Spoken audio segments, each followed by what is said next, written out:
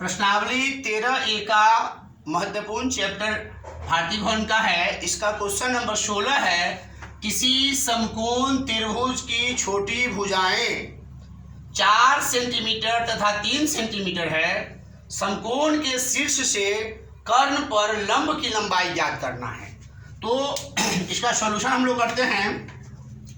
एक समकोण त्रिभुज हमने लिया, एक समकोण त्रिभुज लिया, छोटी भुजा मतलब लंब और आधार कोई भी हम 4 ले लें और 3 ले लें। तो हमें समकोण के शीर्ष से कर्ण पर लंब की लंबाई निकालना है। त्रिभुज का नाम मैं मान लीजिए दे देता हूं ABC। समकोण का शीर्ष B है, B से कर्ण पर जो हम लंब डालेंगे तो कुछ ये रहा, कर्ण पे लंब BD, ये कर्ण AC पर BD लंब डाला गया। समकोण त्रिभुज ABC का कोण B समकोण है, जिसके कर्ण BD पर कर्ण AC पर BD लंब डाला गया। तो BD लंब हमने जो डाला, तो जरा हम त्रिभुज का क्षेत्रफल निकालने से पहले ये जरा हम कर्ण निकाल लेते हैं। पाइथागोरस प्रमेय से, पाइथागोरस प्रमेय क्या होता है? किसी समकोण त्रिभुज में बड़ी भुजा का वर्ग शेष 2 अन्य छोटी भुजाओं के वर्गों का योगफल का बराबर होता है। अर्थात कर्ण का स्क्वायर बराबर लंब का स्क्वायर प्लस आधार का स्क्वायर। और हम केवल कर्ण निकालेंगे तो अंडर रूट लंब स्क्वायर प्लस आधार स्क्वायर।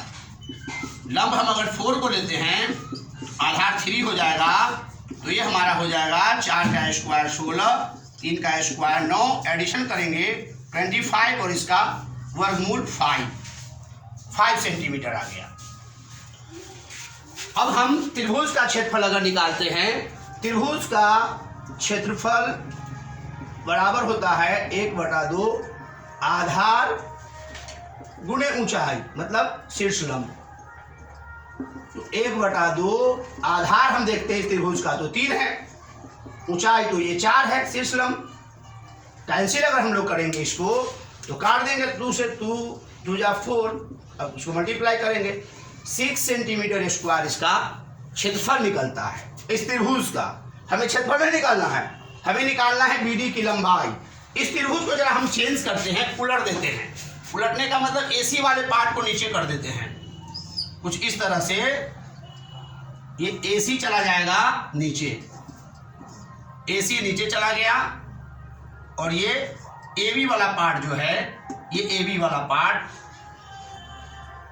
AC को जैसे हम पलटेंगे, A यहाँ आएगा, C यहाँ आएगा, B यहाँ आएगा, और ये लंब BD हमने जो डाला है वो यहाँ आएगा BD। और ये आपको AC वाला पोर्शन जो हमारा है, ये हमारा जो पोर्शन ये पूरा का पूरा है, ये हमने AC जो कर्ण है वो हमने निकाला है, जो आया है 5 सेंटीमीटर। हमें ये ऊंचाई लंब का निकालना है। त्रिभुज का क्षेत्रफल बराबर फॉर्मूला होता है 1/2 आधार गुणे ऊंचाई मतलब लंब। तो लंब यहाँ क्या है? तो क्षेत्रफल तो हमने निकाला है, वही त्रिभुज है, क्षेत्रफल तो वही सेम रहेगा जो इस त्रिभुज का, त्रिभुज तो नहीं बदला है। 6 1/2 आधार तो इसका 5 है, लंब ये BD है, तो 6 = 5 1 जा 5,